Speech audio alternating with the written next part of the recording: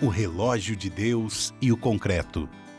Sob o peso do asfalto que tudo consome, a cidade ruge em sua eterna vigília. Mas entre os gigantes de pedra repousa um santuário silencioso, onde o infinito toca o efêmero.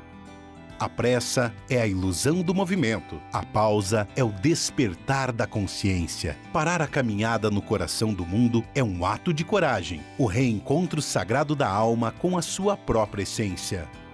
Pois quando o homem silencia o seu próprio ruído, ele finalmente escuta o convite divino que ecoa através dos séculos. Vinde a mim todos vós que estáis cansados e carregados de pesados fardos, e eu vos darei descanso.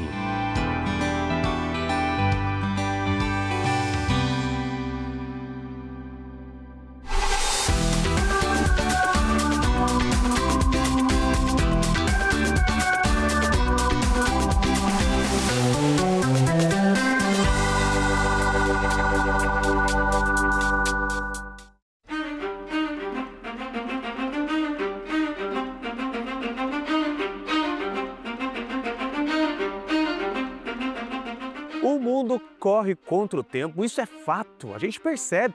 Mas a verdade é que a nossa alma só cresce na pausa.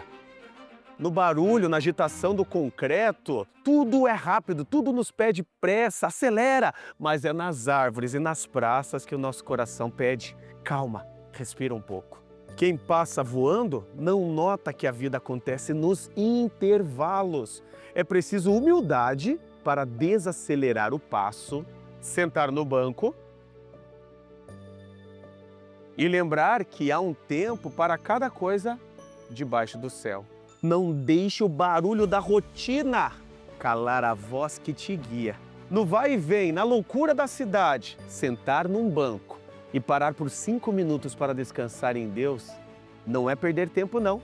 É encontrar o verdadeiro rumo da sua vida. Afinal de contas, tudo tem um porquê.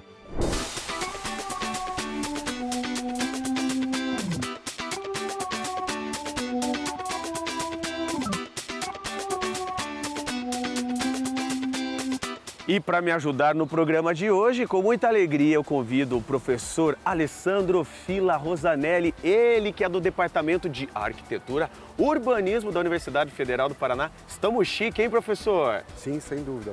Prazer estar aqui contigo. Muito obrigado pelo seu sim. E eu já quero saber, professor Alessandro, por que parece que o tempo ele corre mais rápido quando a gente está aqui, ó, na rua? Olha, as ruas, elas são um lugar de movimento. E as praças são lugar do relaxamento. Então, quando a gente anda na rua, a gente olha para as lojas, olha para os carros, olha para as pessoas passando, e isso vai tirando a nossa atenção. Já na praça, a gente consegue, além do deslocamento, ficar sentado e olhar. E quando a gente senta e olha e observa, o tempo passa diferente. E por que as pessoas elas escolhem esse lugar no meio de um centro urbano, de uma metrópole? Elas escolhem a praça para dar aquela descansada. Tanto é que às vezes até os banquinhos ficam com aquela disputa de vaga. Por que acontece isso? Os seres humanos são seres sociais. Então a gente precisa do outro para existir. Nós não conseguimos existir sozinhos. Então, desde que nós decidimos sair de caçadores-coletores para ser pessoas que se fixam em áreas urbanas, desde os povos antigos, há mais de 12 mil anos, há 15 mil anos, sempre vai existir um lugar em toda a Terra para que as pessoas se encontrem. Hoje a gente chama isso de praça, mas há 15 mil anos atrás isso não tinha um nome, era um centro de aglomeração.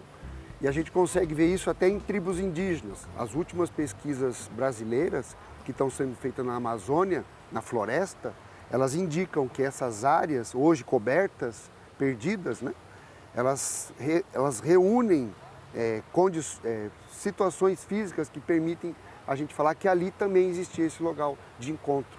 Então isso está no nosso gene. A gente se sente mais seguro, professor? Seria isso? Ficar em comunidade, ficar aglomerado? A gente se sente pertencente a uma comunidade. Gostei dessa palavra, pertencente. Todos nós devemos pertencer a algo ou a alguém, não é? Isso. E a praça, ela, por ser esse lugar centralizado, ela reúne condições para isso. Por isso que os bancos ficam nas praças. Agora, em todo mundo, existe um movimento para levar bancos para as ruas. É Por quê? mesmo? Porque sabendo que a gente está na rua perdendo tempo, correndo, a gente também precisa de um lugar para descanso. E às vezes nas ruas, os idosos, as crianças, os deficientes precisam de um lugar de descanso. Então o banco também é uma generosidade. E quando a gente olha ruas que não têm essa generosidade, a gente tenta indicar para os gestores, né, para quem administra as cidades pelo mundo, especialmente no Brasil, a olhar com mais carinho as ruas também, né? Professor Alessandro, diz para mim o seguinte, o porquê que esse vai e vem, esse movimento frenético, tanto aqui na praça, mas principalmente nas ruas, por que adoece a nossa mente, faz tão mal para a nossa mente? O ser humano vive um momento de intenso bombardeamento. A todo momento a gente está sendo atacado por notícias, por situações familiares, situações de emprego, pensando no futuro, trazendo o passado, e a gente vai carregando isso, né?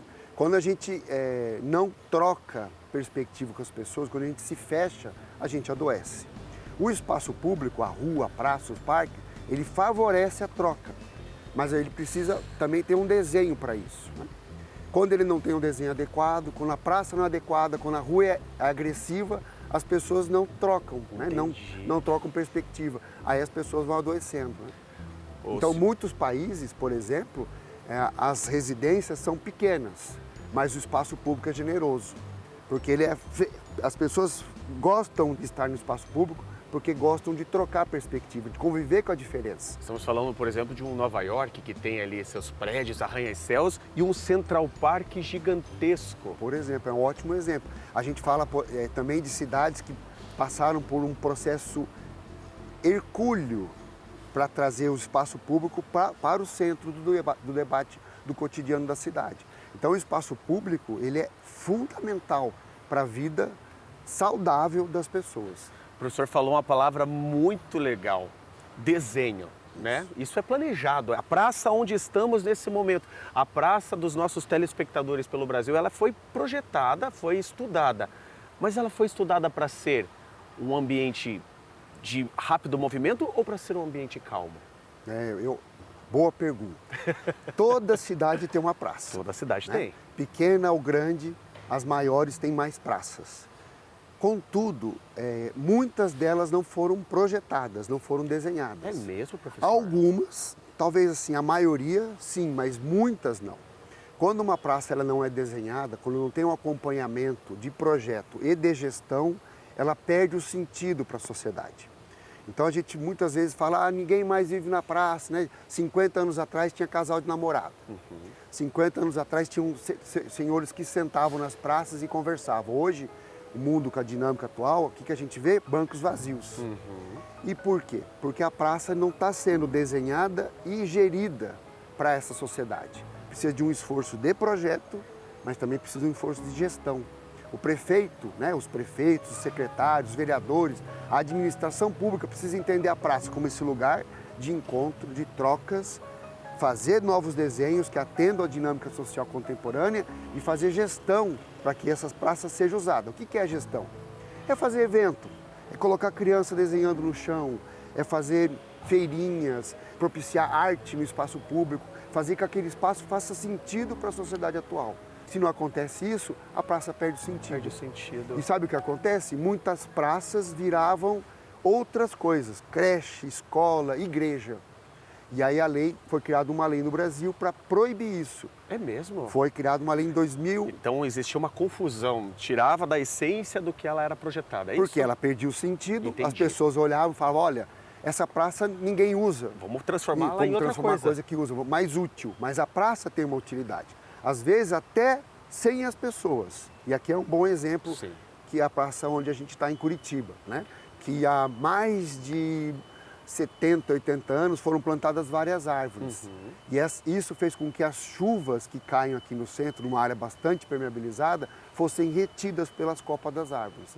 Então a praça também tem uma função ambiental. não são só pessoas. O bom é quando ela junta tudo isso, né? Função ambiental com função social. E nós estamos sentindo isso hoje, professor. Na gravação Pois desse programa está acontecendo uma chuva leve. Você está vendo imagens aí dessas árvores todas servindo como um telhado, como uma copa que nos protege para a gente ter esse agradável diálogo. Isso aí. E isso é ótimo, porque com isso a chuva não vai para os bueiros e não cai rápido nos rios. E também os canteiros, né?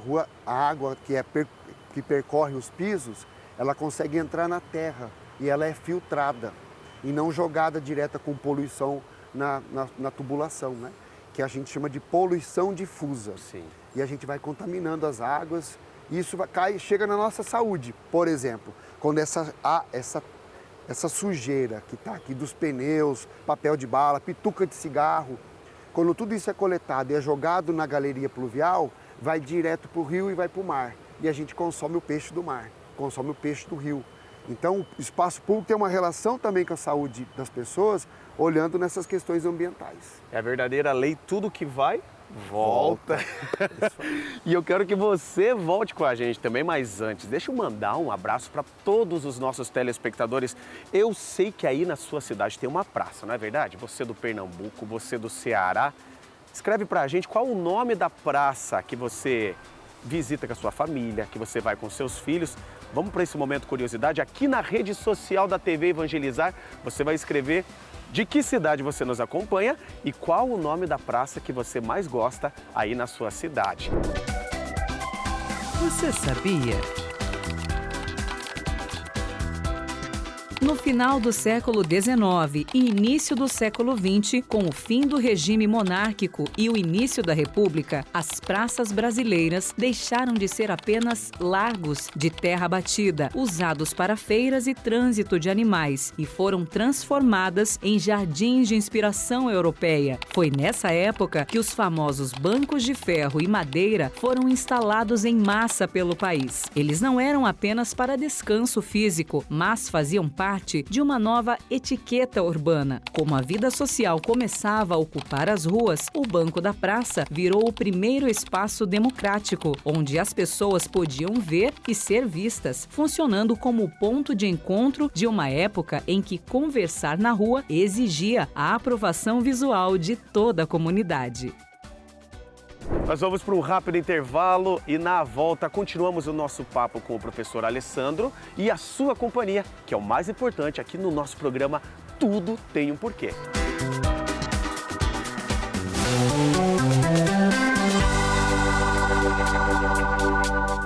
A TV Evangelizar também está no TikTok. Segue a gente por lá.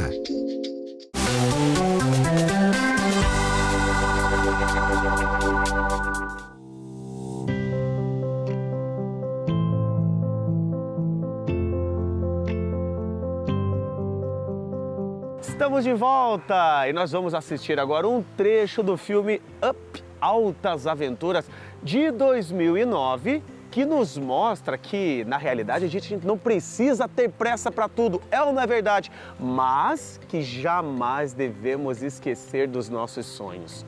Uma linda história que nos ensina que a vida é um sopro e queira você ou não, sim, cada minuto conta. Acompanhe comigo.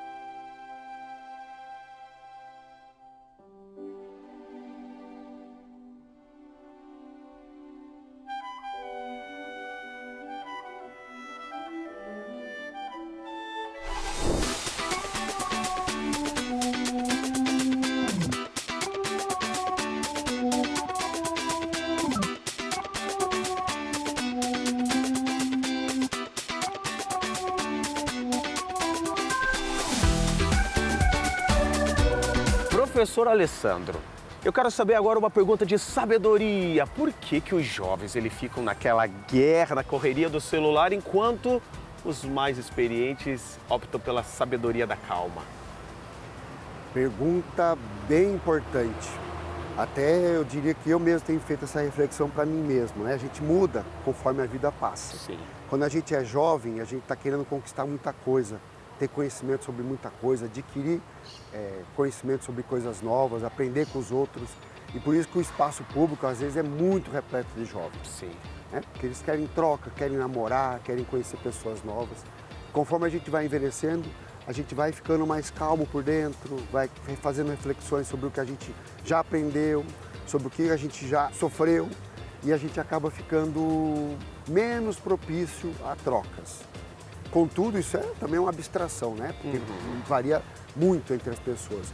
Ao mesmo tempo que existem jovens mais tímidos, existem pessoas idosas mais extrovertidas, né? Sim, mas no geral, a gente vê que a idade faz com que a gente fique menos propício a trocas. E eu acho que isso também é um problema, né? Porque às vezes a gente fica também querendo ser o dono do conhecimento e não aceita as convergências, as divergências. Então isso é um papo bem complicado. Então a gente está sempre aprendendo, não é, sempre, professor? Sempre. Independente da idade, independente da correria, dos afazeres do dia a dia, estar com a mente aberta para o aprendizado. Sem dúvida. Mas tudo tem um efeito, professor. Pensa comigo. A gente está numa praça aqui no centro de uma grande cidade. E a cor que mais predomina no centro de uma grande cidade é o cinza, do asfalto, das construções, das obras. Mas qual é o efeito que esse verde das árvores, o cantar dos passarinhos, pode causar no nosso cérebro? Positivo. Sem dúvida. Algumas pesquisas indicam que a gente é programado geneticamente para estar perto da natureza. E quando a gente se afasta, a gente sofre. É mesmo? Sim. Tanto que muitas pesquisas tentam indicar a importância dos parques, que é onde a natureza fica mais exuberante, para o dia a dia das pessoas. Então, escutar um passarinho, escutar o barulho da água, às vezes a absorção da sonoridade dos veículos pelas árvores, nos ajuda a essa conexão com a natureza. Por isso que a gente não pode jamais dispensar essa conexão que é genética para nós, né? E eu diria mais, hoje no mundo de mudanças climáticas, ficar sem esse investimento de natureza é um perigo, porque se a gente tem uma salvação, eu diria que essa salvação são as árvores. São as árvores, o grande pulmão. Isso, do que planeta permite Terra. as trocas, Isso. que sequestram o carbono, que protegem a gente das chuvas intensas. Então as prefeituras devem cada vez mais entender que se tem espaço para plantio, plante árvore. Talvez seja o grande legado para as gerações futuras. Uma curiosidade de arquitetura e urbanismo e planejamento das cidades. É mais fácil pensar em uma praça num grande centro urbano ou pensar numa praça mais afastada da cidade? Nos centros urbanos, a dinâmica social é mais complexa. Sim. Então a gente tem aqui desde pessoas que estão em situação de rua, a pessoas que trabalham, a pessoas que somente passam, a pessoas que esperam, pessoas que compram, que vivem o que o centro urbano oferece. Já nas áreas residenciais, a demanda é mais pacífica, é mais calma. É o jovem que vai jogar uma bola, é um pai que vai andar com uma criança de bicicleta com seu filho, é uma avó que vai andar com um carrinho para o neném enquanto os pais estão trabalhando, então a situação fica mais calma. E o planejamento para essas áreas tem que ser diferente. Mas no todo, é uma política pública que tem que ser feita para os espaços públicos da cidade, né? Não podem ser deixadas de lado, deixar que a natureza tome conta. Entendi. Não. Os dois cenários são importantes, essenciais para uma São cidade. fundamentais. Praças residenciais e praças centrais, sem isso a cidade não funciona. Sem isso a cidade não funciona. Professor Alessandro, o senhor não acha? Eu tenho essa percepção, e me corrija se eu estiver errado, meu amigo. A gente está aqui, vê os carros passando, vê as pessoas correndo ao envolto dessa praça. Mas quando a gente está aqui, parece que essas árvores elas têm uma parede que nos protege desse barulho. Que sentimento é esse, professor?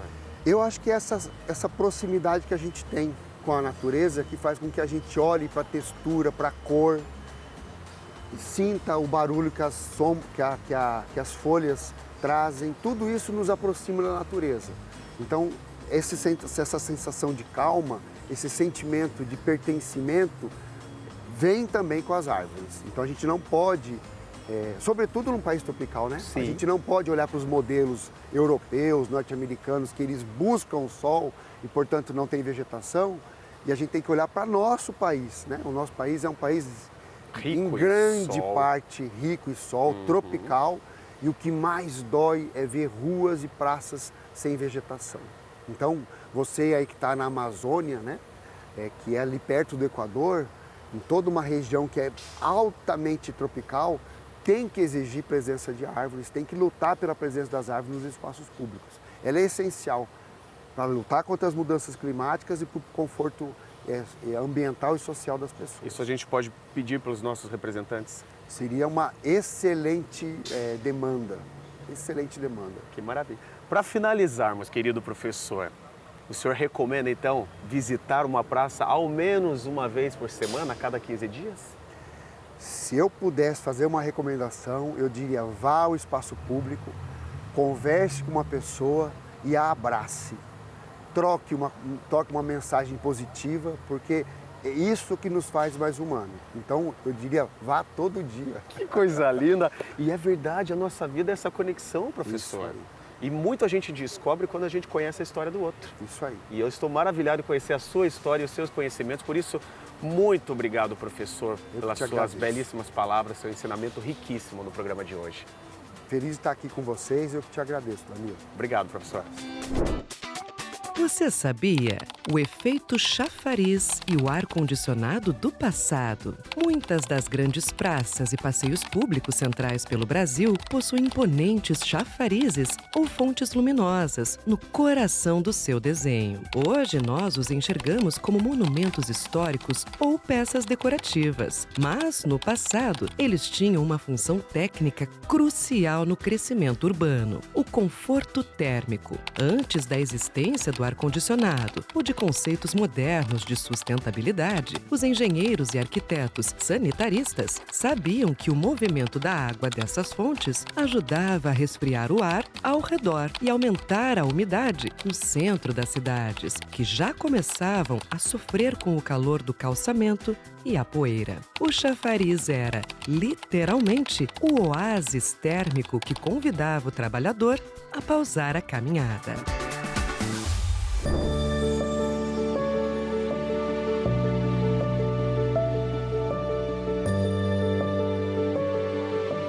Encerramos a nossa jornada de hoje com o coração transbordando de gratidão e esperança. Que possamos redescobrir a beleza sagrada da calmaria nessa vida tão passageira e veloz. No silêncio reconfortante de uma pausa, renovamos nossa fé inabalável, acalmamos a mente e fortalecemos a alma. Permita-se parar, respirar e descansar nos braços generosos de Deus. Lembrando sempre que em cada detalhe do caminho, tudo tem um porquê. Eu espero você no programa que vem. Beijo, um abraço.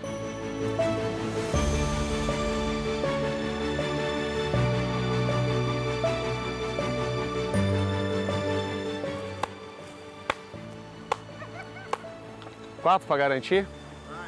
Você tá bem, professor? Bom dia, boa tarde, boa noite. Não vou falar bom dia, desculpa. Atenção, a boa é agora, hein? Atenção, é o professor Anderson Fila Alessandro. Vamos de novo. Nós vamos para um rápido intervalo. Desculpa. Parar num banco e sentar por 5 minutos. A boa. E lembrar que desiste... Totalmente errado. Você tem que cancelar.